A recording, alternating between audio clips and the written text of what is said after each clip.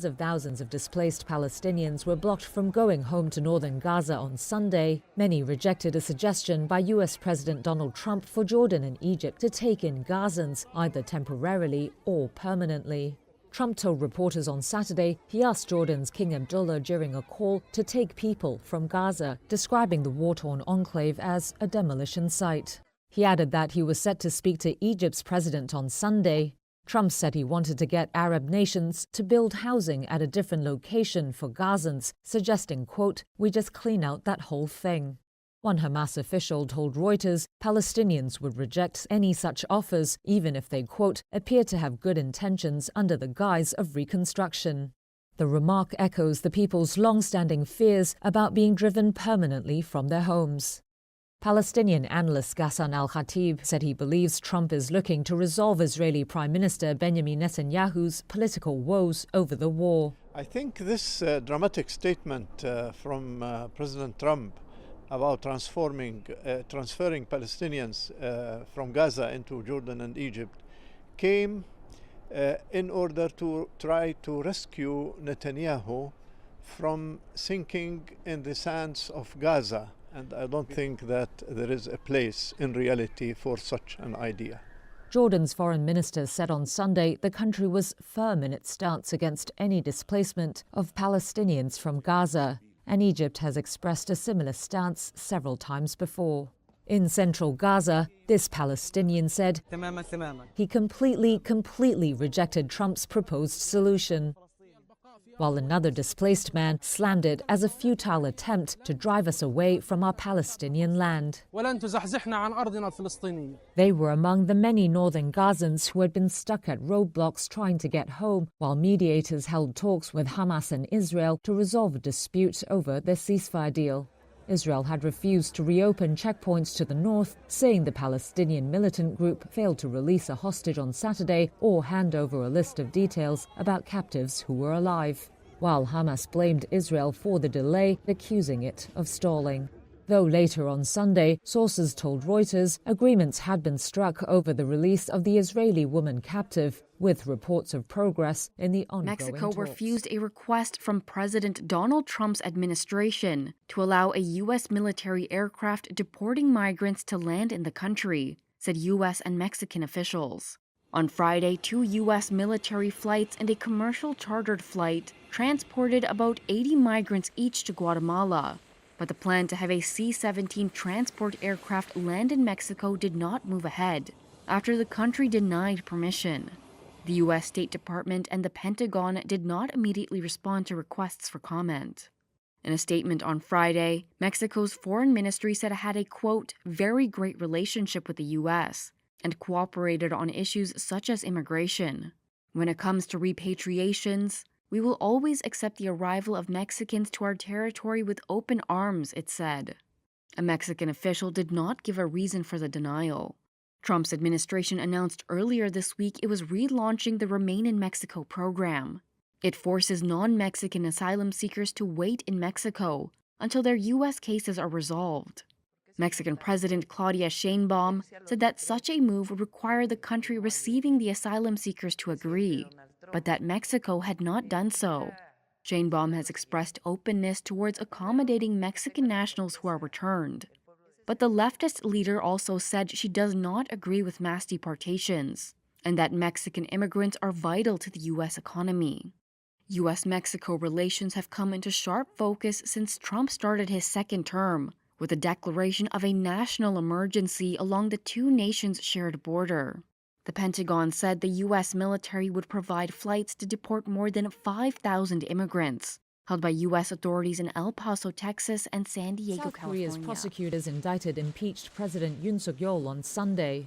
Yoon's lawyers confirmed that he faces charges of leading an insurrection when he briefly imposed martial law in December.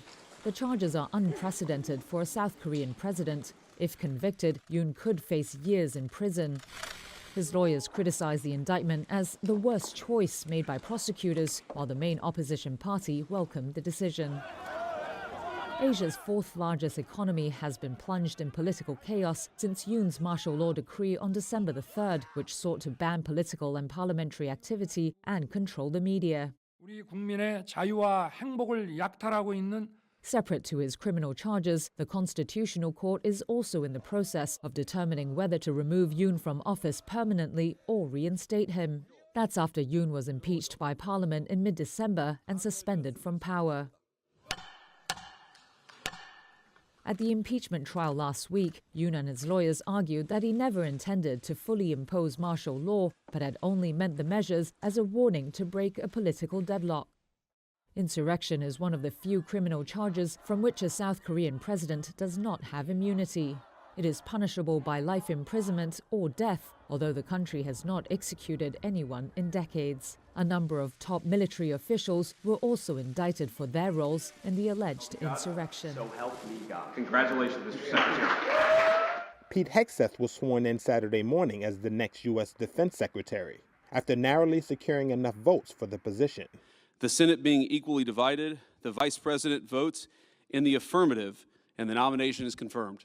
The tie-breaking vote was made Friday night by Vice President J.D. Vance, after 3 Republicans joined every Democrat and independent in voting no. I'm honored to have Pete. I think Pete's going to be a great Secretary of Defense, Pete Hegseth, and we're honored to have him.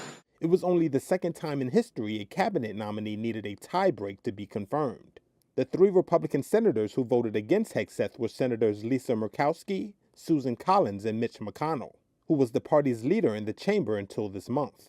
In a statement, McConnell said, quote, "Mere desire to be a change agent is not enough to fill these shoes." Hegseth, a former Fox News personality and decorated veteran, is the most divisive candidate to clinch the U.S. military's top job, a position that has historically gone to individuals with deep experience running large organizations and who enjoy broad bipartisan support.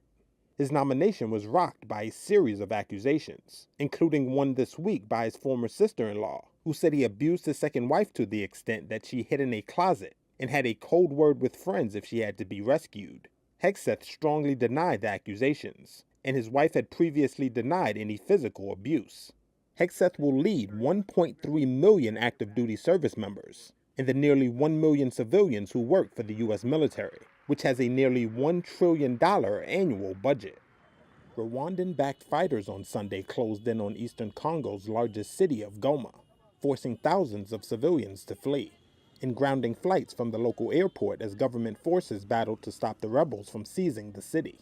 The rapid advances by the M23 rebel movement have raised fears that the fighting could spill over into a regional war.